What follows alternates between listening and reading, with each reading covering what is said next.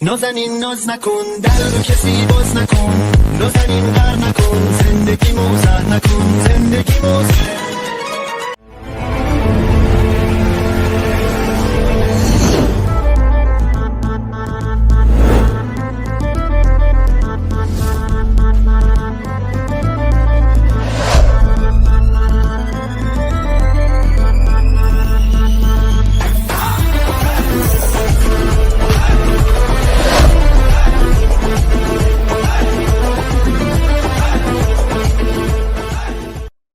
എല്ലാ പ്രിയപ്പെട്ട കൂട്ടുകാർക്കും എല്ലാ പ്രിയപ്പെട്ട നമ്മുടെ LSSന്റെ പരീക്ഷ എഴുതുന്ന പ്രിയപ്പെട്ട ചക്കരമക്കൾക്ക് നമ്മുടെ പുതിയൊരു വീഡിയോയിലേക്ക് സ്വാഗതം. എന്തൊക്കെയാണ് എല്ലാവർക്കും സുഖമാണോ? എല്ലാവരും സുഖമായിരിക്കുന്നുണ്ടോ? അടിപൊളിയല്ലേ? സെറ്റ് അല്ലേ?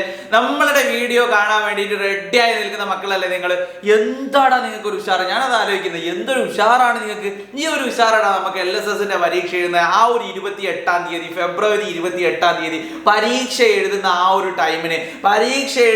ഒരു ടൈമിന് നമുക്ക് ഉണ്ടാവട്ടെ, എല്ലാവർക്കും ഉണ്ടാവട്ടെ. ഇങ്ങനെ അടിപൊളിയായിട്ട് ഇരുന്ന് പരീക്ഷ എഴുതിയിട്ട് ഫുൾ മാർക്ക് നമുക്ക് അങ്ങോട്ട് സ്കോർ ചെയ്യാൻ വേണ്ടി പറ്റട്ടെ എന്ന് പ്രാർത്ഥിച്ചുകൊണ്ടാണ് നമ്മൾ ആദ്യം തുടങ്ങുന്നത്. നമ്മൾ നേരെ പോവാണ് ചോദ്യങ്ങളിലേക്ക് പോകുന്നതിന് മുമ്പ് നമ്മൾ എപ്പോഴും പറയുന്ന ഒരു കാര്യം എന്താണെന്ന് വെച്ചിട്ടുണ്ടെങ്കിൽ, നമ്മൾ എപ്പോഴും പറയുന്ന കാര്യം എന്താ ബാക്കിയുള്ളവരൊന്ന് പറഞ്ഞേ. സബ്സ്ക്രൈബ് കരോ, നമ്മുടെ ചാനൽ സബ്സ്ക്രൈബ് കരോ. ഇനിയും ഒരുപാട് ആൾക്കാർ സബ്സ്ക്രൈബ് ചെയ്യാൻ ബാക്കിയുണ്ട്. ഇവിടെ സബ്സ്ക്രൈബ് ചെയ്താൽ മാത്രമേ നിങ്ങൾക്ക് ഇവിടെയുള്ള ലൈവ് കമന്റിൽ, നമ്മുടെ ഒരുപാട് മക്കളുണ്ട്, ക്ലാസ്സുകൾ ഡെയിലി കാണുന്ന ഒരുപാട് മക്കളുണ്ട്.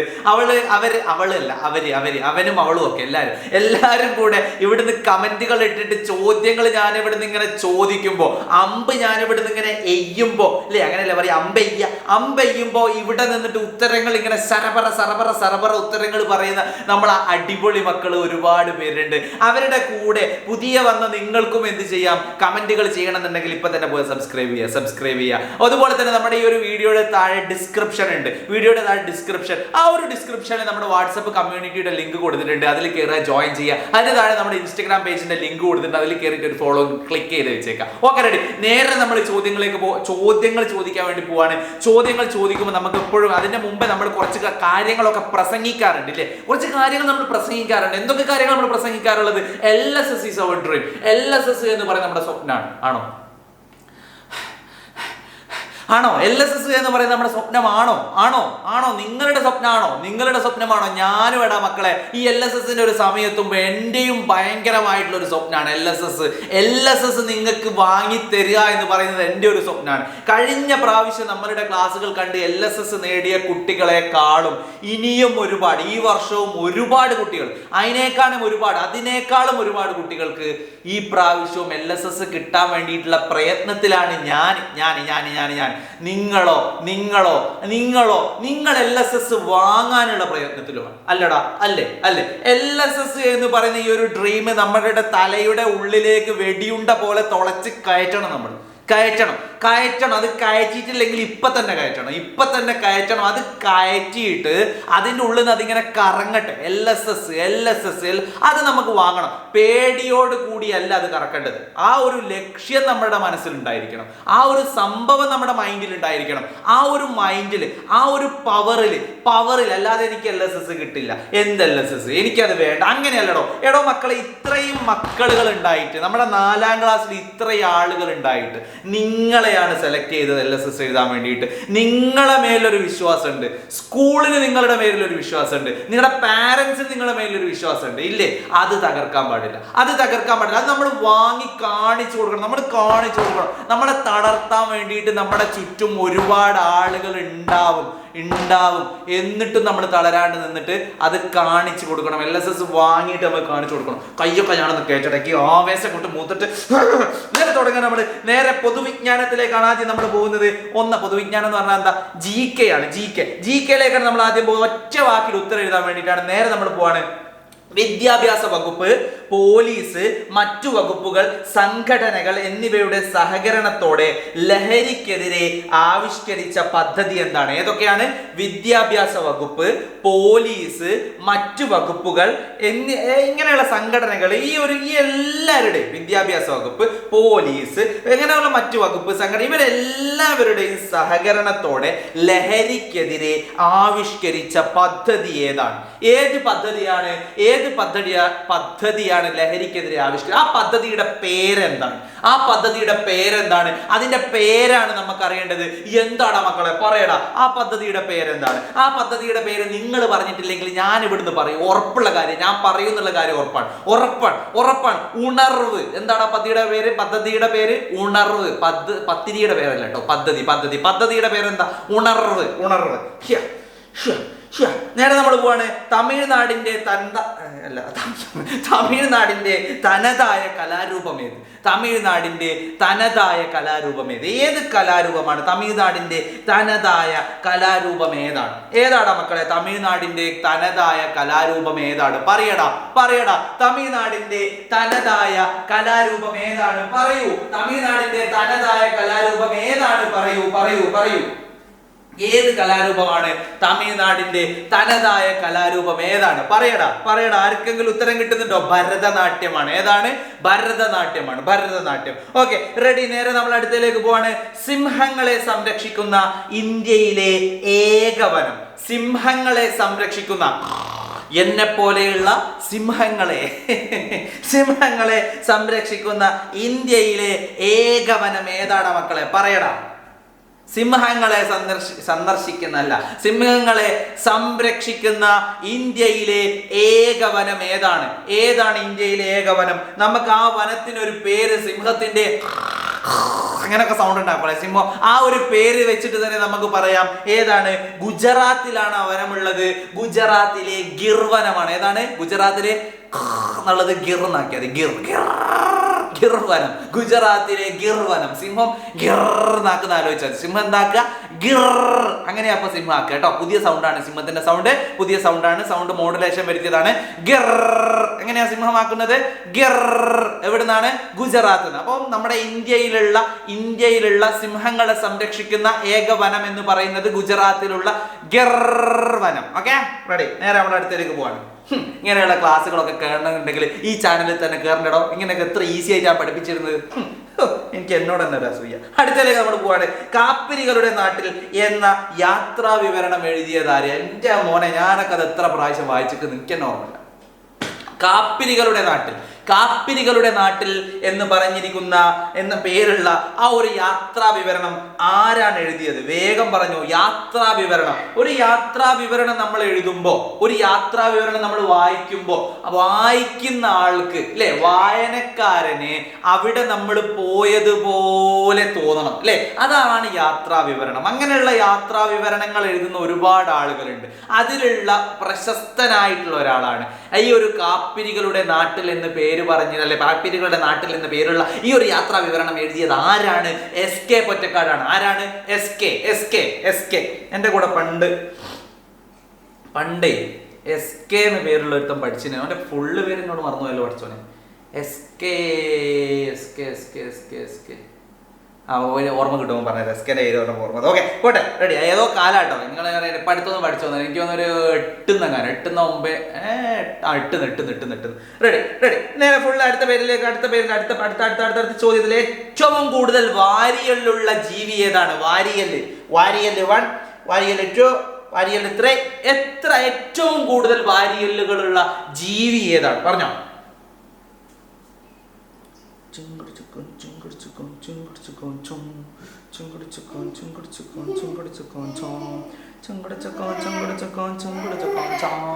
ഏറ്റവും കൂടുതൽ വാരിയല്ലുള്ള ജീവി ഏതാണ്? My God, what is this? ഏറ്റവും കൂടുതൽ വാരിയല്ലുകളുള്ള ജീവി ഏതാണ്?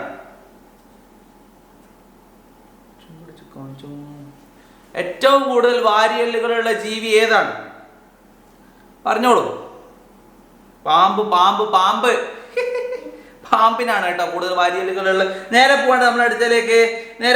കേരളത്തിലെ ആദ്യ സമ്പൂർണ്ണ സൗരോർജ വിമാനത്താവളം ഏതാണ്? കേരളത്തിലുള്ള ആദ്യ സമ്പൂർണ്ണ സൗരോർജ വിമാനത്താവളം ഏതാണ്? പറയൂ, ഏതാണ് വിമാനത്താവളം?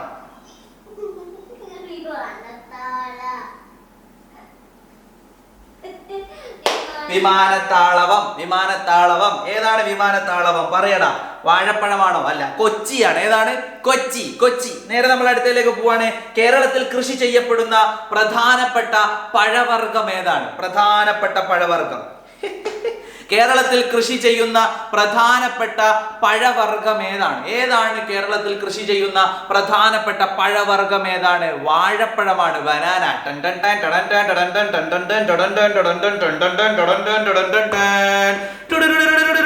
വാഴപ്പഴം. Okay, ready. നേരെ നമ്മൾ അടുത്തതിലേക്ക് പോകണം. അടുത്ത ചോദ്യം എന്ന് പറയുന്നത് നളിനി എന്ന കൃതി രചിച്ചതാര്? നളിനി എന്ന കൃതി രചിച്ചതാര്? നളിനി. എന്റെ പുതിയ പുതിയ പാട്ടുകളൊക്കെ ഉണ്ടാവും, അത് കേൾക്കാൻ വേണ്ടി നിങ്ങൾ റെഡിയായി നിൽക്കണം കേട്ടോ. എന്റെ പാട്ടാണെന്ന് ഉണ്ടാകുന്നത്, ആദ്യത്തെ പാട്ടല്ല, എന്റെ പാട്ടാണ്. Okay, ready. നളിനി എന്ന കൃതി രചിച്ചതാര്? നളിനി എന്ന കൃതി ആരാണ് രചിച്ചത്? നളിനി എന്ന കൃതി രചിച്ചതാര്? നളിനി എന്ന കൃതി രചിച്ചത് ആരാടാ മക്കളെ? നളിനി എന്ന കൃതി രചിച്ചത് ആരാടാ മക്കളെ? ആരാടാ? കമന്റ് ബോക്സ് എന്ന് പറയുന്നത് നിങ്ങൾക്ക് ഉത്തരം എഴുതി നിറയ്ക്കാനുള്ളതാണ്. Comment box. ആരാണ് നളിനി എന്ന കൃതി രചിച്ചത്? ആരാടാ നളിനി എന്ന? മക്കളെ പറയടാ, ആരാണ് നളിനി എന്ന കൃതി രചിച്ചത്? ആരാണ്? കുമാരനാശാനാണ് അല്ലെ. അടുത്തത്, കേരളത്തിൽ ഇംഗ്ലീഷ് വിദ്യാഭ്യാസത്തിന് തുടക്കം കുറിച്ചത് ആരുടെ കാലഘട്ടത്താണ്? കേരളത്തിൽ ഇംഗ്ലീഷ് വിദ്യാഭ്യാസത്തിന് തുടക്കം കുറിച്ചത് ആരുടെ കാലഘട്ടത്തിലാണ്? കേരളത്തിൽ. വേഗ ഉത്തരം പറഞ്ഞു. അത് പറഞ്ഞാൽ എന്റെ പുതിയൊരു പാട്ടുണ്ട്, ഞാൻ പാടിയിരിക്കുന്നുള്ള കാര്യം ഉറപ്പാണ്. കേരളത്തിൽ ഇംഗ്ലീഷ് വിദ്യാഭ്യാസത്തിന് തുടക്കം കുറിച്ചത് ആരാണ്? കേരളത്തിൽ ഇംഗ്ലീഷ് വിദ്യാഭ്യാസത്തിന് തുടക്കം കുറിച്ചത് പറഞ്ഞോളൂ. ആരാണ് കേരളത്തിൽ ഇംഗ്ലീഷ് വിദ്യാഭ്യാസത്തിന്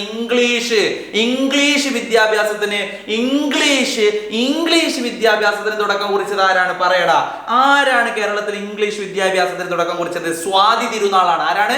സ്വാതി തിരുനാളാണ് കേരളത്തിൽ ഇംഗ്ലീഷ് വിദ്യാഭ്യാസത്തിന് തുടക്കം കുറിച്ചത്. ആരാണ്? സ്വാതി തിരുനാളാണ്. അടുത്തത്, ഇന്ത്യയുടെ ദേശീയ നദി ഏതാണ്? ഇന്ത്യയുടെ ദേശീയ നദി വേഗം പറഞ്ഞോളൂ. ഇന്ത്യയുടെ ദേശീയ നദി എന്ന് പറയുന്നത് ഏതാണ്? ഇന്ത്യയുടെ ദേശീയ നദി എന്ന് പറയുന്നത് ഏതാണ്? ഗംഗയാണ് കേട്ടോ. ഗംഗ.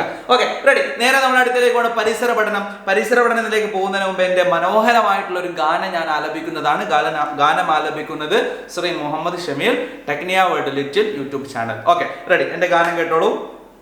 അല്ലെങ്കിൽ വേണ്ട, എനിക്ക് നാണായി അടിച്ചത്. 2023 ഫെബ്രുവരി 19 അമാവാസിയാണെങ്കിൽ അടുത്ത പൗർണമി എന്നാണ്?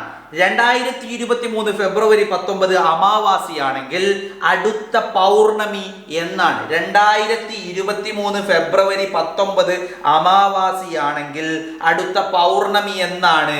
അമാവാസി കഴിഞ്ഞിട്ട് എന്നാണ് പൗർണമി ഉണ്ടാവുന്നത്? ഇവിടെ അമാവാസി ഉണ്ടായിരിക്കുന്നത് ഫെബ്രുവരി 19-നാണ്. ഫെബ്രുവരി 19-നാണെങ്കിൽ അടുത്ത പൗർണമി എപ്പോഴായിരിക്കും? അത് നമുക്ക് അറിയണം, അല്ലെങ്കിൽ അത് പ്രശ്നമാകും കേട്ടോ കുട്ടാ.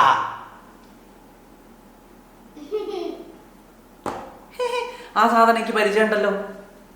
ഈ സാധനം എനിക്ക് പരിചയമുണ്ടല്ലോ. മോത്താക്കിയ സാധനം എനിക്ക് പരിചയമുണ്ടല്ലോ. എനിക്ക് പരിചയമുണ്ട്. എനിക്ക് നല്ലോണം പരിചയമുണ്ട് സാധനം.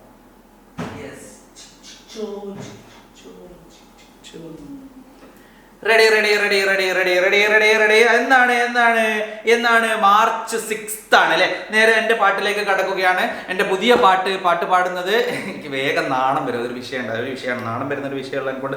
പക്ഷെ ഞാൻ ഈ പാട്ട് പാടുക എന്ന് പറയുമ്പോൾ എന്റെ പാട്ട് എന്ന് പറയുന്നത് അത് അത്രയും ഒന്ന് കമന്റ് ബോക്സിൽ സാറിന്റെ പാട്ട് നല്ല പാട്ടാന്ന് 2-3 ആൾക്കാർ പറയും. വേഗം പറയും. എന്നാലേ 4 പാട്ട് പാടാൻ എനിക്കൊരു ആവേശം വേണ്ടേ? നിങ്ങളൊന്ന് കയറി തരണ്ടേ? നിങ്ങളെ ഞാനിങ്ങനെ LSS ഡ്രീം എന്ന് പറഞ്ഞിട്ട് ഇങ്ങനെ പൊന്തിച്ചിരുന്നില്ലേ? അപ്പൊ എന്നൊന്ന് പൊന്തിച്ചേരി. സാറിന്റെ പാട്ട് നല്ല പാട്ടാണ്.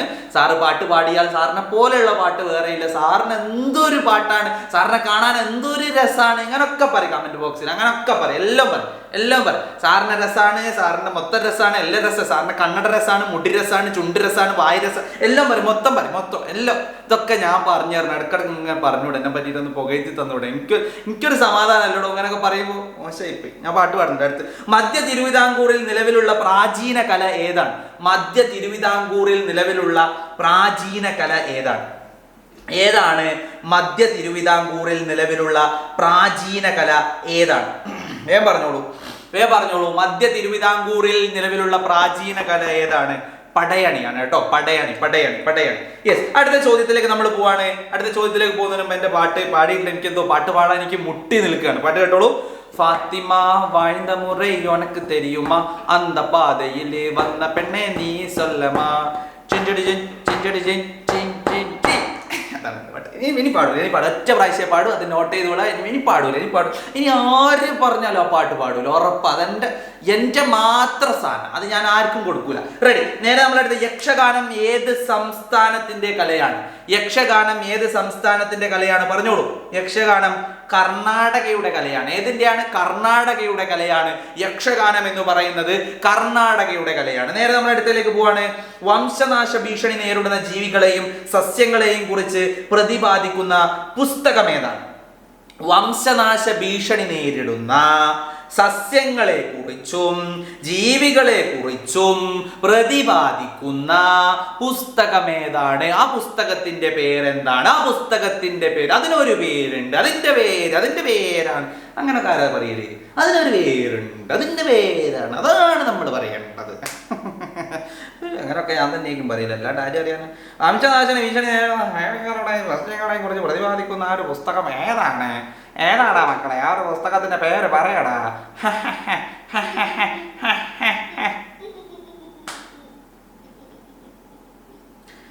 ഏതാണ് ആ പുസ്തകം? Red data book. ഏതാണ്? Red data book. ചുവന്ന വിവരങ്ങൾ അടങ്ങിയ പുസ്തകം, റെഡ് ഡാറ്റ ബുക്ക്. അങ്ങനെ പറഞ്ഞൂടെ മലയാളത്തിൽ? Red data book, red data book. Okay, ready? നേരെ നമ്മുടെ അടുത്തേക്ക് പോവാണ്. വർഷത്തിൽ ഒരു മുട്ടയിടുന്ന പക്ഷി ഏത്? വർഷത്തിൽ ഒരു മുട്ടയിടുന്ന ജീവി ഏതാണ്? ഒരു മുട്ട. ഭയങ്കര മടിയാ, അതിന് മുട്ട ഇടാൻ തന്നെ മടിയാ. മുട്ട തന്നെ എപ്പോഴെങ്കിലും അതിനെ പിടിച്ചു വെച്ചാൽ ഒന്ന് ഇടുകയായിരിക്കും. ഒരു മുട്ടയിടുന്ന ജീവി ഏതാണ്? വർഷത്തിൽ ഒരു മുട്ടയിടുന്ന ജീവി ഏതാണ്? പറഞ്ഞടാ മക്കളെ. ഒരു മുട്ടയിടുന്ന ജീവിയല്ല, പസ്കിയാണ് കേട്ടോ. പസ്കി. ഏതാണ്? പസ്കി. അങ്ങനെ നമ്മൾ പറയാ. പസ്കി അങ്ങനെയല്ല പറയാ. എന്താ പറയാ? പക്ഷി എന്നാ പറയാ. ഓക്കെ, പക്ഷി. ഓക്കെ, പക്ഷി ഏതാണ്? പക്ഷി ഏതാണ്? അത് ഭയങ്കര പണിയാ മുട്ടയിടാൻ. അത് മുട്ടയിടില്ല, മടിയനായിരിക്കും അല്ലേ? പെൻഗിനാണ്. വർഷത്തിൽ ഒരു മുട്ടയിടും പോലും. എന്താലേ അതിനൊരു 4-5 മുട്ടയിട്ടാൽ എന്താ? അല്ലെങ്കിൽ ഓരോ ദിവസം ഓരോ മുട്ട വന്നിട്ടുണ്ടെങ്കിൽ എന്താലേ? പെൻഗിന് ഓരോ മുട്ട വന്നിട്ടുണ്ടെങ്കിൽ അല്ലേ? എന്തൊരു മടിയാ. കുറച്ച് മോട്ടിവേഷൻ കൊടുത്താലോ നമുക്ക് പെൻഗിന് 4-5 മുട്ട ഇടാൻ വേണ്ടിയിട്ട്. പെൻഗിനെ ഇനി ഇങ്ങനെ ചെയ്താൽ പോരാ, ആഴ്ചയിൽ 2 മുട്ടയെങ്കിലും ഇടണം, അങ്ങനെയാന്നൊക്കെ പറഞ്ഞിട്ട് നമ്മൾ മോട്ടിവേഷൻ കൊടുക്കില്ല. പെൻഗിന് റെഡി ആയി കൊടുക്കാം. റെഡി? അടുത്തതിലേക്ക് നമ്മൾ പോവാണ്. മുന്നിലേക്ക് പിന്നിലേക്കും വിരലുകളും കൂർത്ത വളഞ്ഞ നഖങ്ങളും ഉപയോഗിച്ച് മരക്കൊമ്പുകളിൽ ബലമായി പിടിച്ചിരിക്കാനും മരക്കൊമ്പുകളിൽ തൂങ്ങിക്കിടക്കാനും കഴിയുന്ന പക്ഷി ഏത്? മുന്നിലേക്കും പിന്നിലേക്കും വിരലുകളും കൂർത്ത വളഞ്ഞ നഖങ്ങളും ഉപയോഗിച്ച് മരക്കൊമ്പുകൾ ബലമായി പിടിച്ചിരിക്കാനും മരക്കൊമ്പുകളിൽ തൂങ്ങിക്കിടക്കാനും കഴിയുന്ന പക്ഷി ഏത്? മങ്കി പക്ഷിയാ? മങ്കി? അത് ഏത് പക്ഷിയാ മങ്കി? മങ്കി തൂങ്ങിടുമെങ്കിലും മങ്കി പക്ഷിയാണ്? അല്ല. അത് പക്ഷി ഏതാടാ? മോതിരത്തത്തയാണ് കേട്ടോ, മോതിരത്തത്ത. അടുത്തലേക്ക് നമ്മൾ പോവാണ്. അടുത്തലേക്ക് നമ്മൾ വളപ്പിൽ കാണപ്പെടുന്ന ചേമ്പിന്റെ ശിരാവിന്യാസം എന്താണ്? വളപ്പിൽ കാണപ്പെടുന്ന ചേമ്പിന്റെ ശിരാവിന്യാസം എന്താണ്? നമ്മുടെ വളപ്പിൽ കാണുന്ന ചേമ്പിന്റെ ശിരാവിന്യാസം എന്താണ്? പറഞ്ഞോളൂ. വളപ്പിൽ കാണുന്ന ചേമ്പിന്റെ ശിരാവിന്യാസം എന്താണ്? ജാലികാ ശിരാവിന്യാസമാണ്. ഏതാണ്? ജാലികാ ശിരാവിന്യാസമാണ്. വളപ്പിൽ കാണുന്ന ചേമ്പിന്റെ ശിരാവിന്യാസം എന്താണ്? ജാലികാ ശിരാവിന്യാസമാണ്.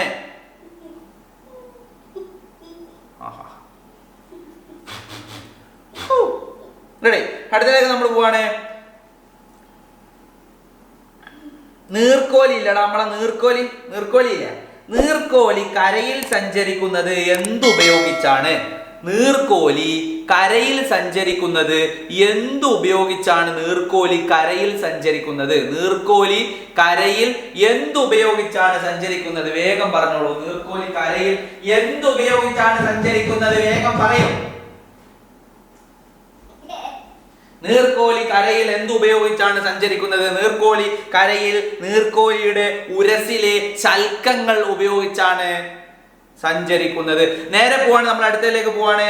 സസ്യത്തെ നല്ലവണ്ണം മണ്ണിൽ ഉറപ്പിച്ചു നിർത്തുന്ന വേരുപടലമേത്? സസ്യത്തെ നല്ലോണം മണ്ണിൽ ഉറപ്പിച്ചു നിർത്തുന്ന വേരുപടലം ഏതാണ്? വേരുപടലം ഏതാണ്? തായ്വേര് പടല കേട്ടോ, തായ്വേര് പടലാണ്. വാഗൺ ട്രാജഡി ഇന്ത്യൻ സ്വാതന്ത്ര്യ സമര ചരിത്രത്തിലെ ഏത് സംഭവവുമായി ബന്ധപ്പെട്ടിരിക്കുന്നു? വാഗൺ ട്രാജഡി നിങ്ങൾക്ക് അറിയൂലേ വാഗൺ ട്രാജഡിയെ പറ്റിയിട്ട് ഇല്ലേ? അത് കൂടുതൽ പറയേണ്ട ആവശ്യമില്ലല്ലോ. ഈ ഒരു വാഗൺ ട്രാജഡി ഇന്ത്യൻ സ്വാതന്ത്ര്യ സമര ചരിത്രത്തിലെ ഏത് സംഭവവുമായി ബന്ധപ്പെട്ടിരിക്കുന്നു? ഏത് സംഭവവുമായി ബന്ധപ്പെട്ടിരിക്കുന്നു? പറയടാ, ഏത് സംഭവവുമായിട്ടാണ് ബന്ധപ്പെട്ടിരിക്കുന്നത്? ഏത് സംഭവമായിട്ടാണ്? മലബാർ കലാപവുമായിട്ടാണ് കേട്ടോ, മലബാർ കലാപവുമാണ്. അപ്പോൾ കൂടുതൽ കാര്യങ്ങളൊക്കെ ചോദിച്ച് നമ്മൾ നിങ്ങളെ ബുദ്ധിമുട്ടാക്കുന്നില്ല. ഇന്ന് ഇത്ര ചോദ്യങ്ങൾ മാത്രമേ ഉള്ളൂ. ഈ ഒരു കാര്യങ്ങളൊക്കെ ഏകദേശം നിങ്ങൾക്കൊക്കെ മനസ്സിലായിട്ടുണ്ടാവും എന്നാണ് എൻ്റെ ഒരു വിലയിരുത്തൽ. മനസ്സിലായിട്ടില്ലേ? ഇതിൽ ഇന്ന് ചോദിച്ച ചോദ്യങ്ങളിൽ പുതിയതായിട്ടുള്ള ചോദ്യങ്ങൾ ഏതെങ്കിലും ഉണ്ടോ? അല്ല നിങ്ങൾ പഠിച്ച ചോദ്യങ്ങൾ തന്നെയാണോ? പുതിയതായിട്ടുള്ള ചോദ്യങ്ങൾ എന്തെങ്കിലും ഉണ്ടായിരുന്നോ? ഒന്നുമില്ലെങ്കിൽ ഒരു 5-6 ചോദ്യങ്ങളെങ്കിലും പുതിയതുണ്ടാവില്ലേ? നമ്മൾ ഇന്ന് ഏകദേശം 20-25ഓളം ചോദ്യങ്ങൾ ചോദിച്ചിട്ടുണ്ട്. അതിലെന്തായാലും 5-6 ചോദ്യങ്ങൾ പുതിയതുണ്ടാവില്ലേ? ഇനി ചോദിച്ച നിങ്ങൾ പഠിച്ച ചോദ്യങ്ങൾ തന്നെയായാലും എന്താ കുഴപ്പം? വീണ്ടും നമ്മൾ അത് കേൾക്കുന്നതിലൂടെ നമ്മളുടെ മൈൻഡിൽ അത് അങ്ങോട്ട് ഉറച്ചു നിൽക്കുക എന്നല്ലാതെ നമ്മുടെ മൈൻഡിൽ അത് മറന്നു പോകില്ല. അങ്ങനെ ഒരു ഗുണമുണ്ട്. വീണ്ടും കേൾക്കുക. നിങ്ങൾക്ക് നഷ്ടമാകുന്നത് എന്താ? ആകെ ഒരു 20 മിനിറ്റ്. അത് നഷ്ടമല്ല. നിങ്ങളുടെ ജീവിതത്തിൽ നിങ്ങൾക്ക് കിട്ടുന്ന ഒരു പ്ലസ് പോയിന്റ് ആണ്. അത് നഷ്ടമാണോ? അത് ഒരു നഷ്ടമല്ല. അതൊരു ചാൻസ്, നമ്മുടെ ഒരു ഗോൾഡൻ ചാൻസ് നമുക്ക് കിട്ടിയിട്ടുണ്ട് അല്ലെ? LSS എന്ന് പറയുന്ന പരീക്ഷ എഴുതാൻ വേണ്ടി ഒരു ഗോൾഡൻ ചാൻസ് നമുക്ക് കിട്ടിയിട്ടുണ്ട്. ആ ചാൻസ് നമ്മൾ നന്നായിട്ട് ഉപയോഗിച്ച് അത് വിജയിക്കാനുള്ള ഒരു മാർഗമാണെന്ത്? ഈ ഒരു 20 മിനിറ്റ് അല്ലേ? ഈ ഒരു 20 മിനിറ്റ് നിങ്ങൾക്ക് നഷ്ടമായിട്ടില്ല. ഈ ഒരു 20 മിനിറ്റിൽ നിങ്ങൾക്ക് പല കാര്യങ്ങളും കിട്ടിയിട്ടുണ്ട്. അങ്ങനെ ഒരുപാട് 20 മിനിറ്റുകൾ, ഒരുപാട് 10 മിനിറ്റുകൾ. നമ്മുടെ സമയത്തിന്റെ വില മനസ്സിലാക്കി, സമയത്തിന് നമുക്കൊരു സമയം വേണം. എന്തൊക്കെ കാര്യങ്ങൾ നമുക്ക് ഇന്ന് പഠിക്കണം, നാളെ എന്തൊക്കെ കാര്യങ്ങൾ നമ്മൾ പഠിക്കണം, മറ്റന്നാൾ എന്താണ് പഠിക്കേണ്ടത്, നമുക്ക് കഷ്ടമുള്ള വിഷമമുള്ള വിഷയം ഏതാണ്, ആ വിഷയത്തിന് കൂടുതൽ സമയം കണ്ടെത്തി അതിനെ കുറച്ചുകൂടെ കൂടുതൽ മനസ്സിലാക്കി അതിനോടൊരു ഇഷ്ടം കൊടുത്ത്, അല്ലാതെ അതിനെ ഒഴിവാക്കിയാൽ അങ്ങനെയൊക്കെ നമ്മൾ അങ്ങോട്ട് പഠിക്കുമ്പോൾ നമുക്കത് കിട്ടും എന്നുള്ള കാര്യം ഉറപ്പാണ്. LSS എന്ന് പറയുന്ന സാധനം, LSS ഈസ് അവർ ഡ്രീമാണ്, LSS ഈസ് മൈ ഡ്രീമാണ് നിങ്ങൾ പറയേണ്ടത് അല്ലേ? അങ്ങനെ ഒരു സാധനം നമ്മൾ കാണുന്ന എവിടെയെങ്കിലും നമ്മൾ എഴുതി വെക്കണം, വേണ്ടേ?